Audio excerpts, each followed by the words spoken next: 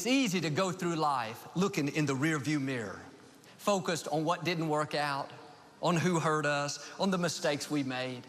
If only I would have finished college. If only I would have spent more time with my children. If only that company wouldn't have laid me off after 20 years. That's just not right. But as long as you're living in regrets, focused on the negative things of the past, it's going to keep you from the bright future God has in store. You've got to let go of what didn't work out.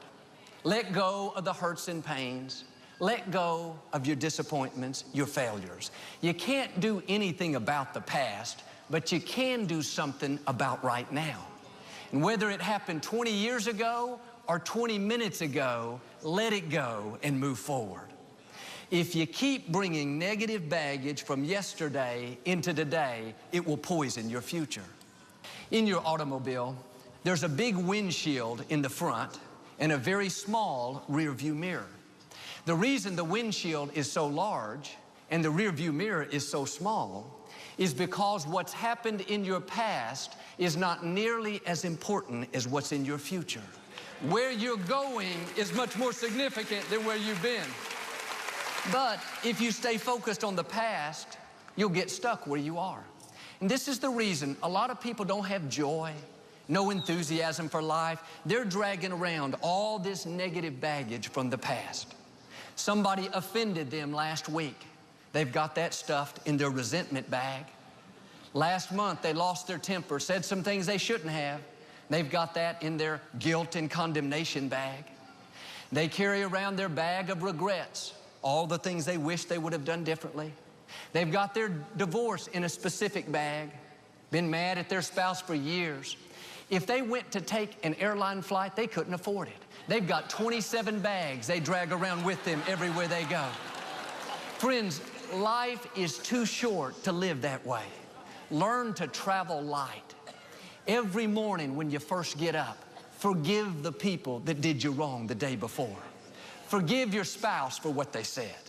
Forgive your boss for being rude. Forgive yourself for the mistakes you've made. At the start of the day, let go of the disappointments, the setbacks from yesterday. Start every morning afresh and anew. God did not create you to carry around all that baggage. And some of you have been holding on to it for years. It's not going to change unless you do something about it. You got to put your foot down and say, that's it. I'm not living in regrets anymore. I'm not focusing on my disappointments. I'm not dwelling on who hurt me, on what didn't work out. I'm letting it go and moving forward with my life. See, we should focus on what we can change, not what we cannot change. What's done is done. If somebody offended you, mistreated you, disappointed you, you can't undo that. You can either get bitter, pack it in a bag and let it weigh you down, or you can forgive them and go on.